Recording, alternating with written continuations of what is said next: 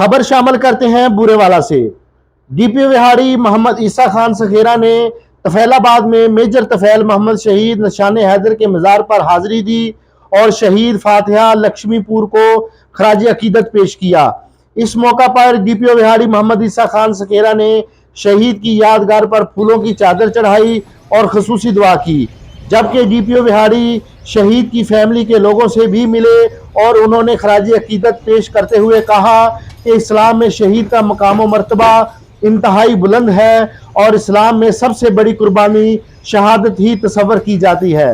वतन के लिए शोहदा की खिदमात और लाजवाल कुर्बानियों की बदौलत कौम का सर फख्र से बुलंद है। मोहसिन मुगल, मुगल न्यूज़, बूरेवाला।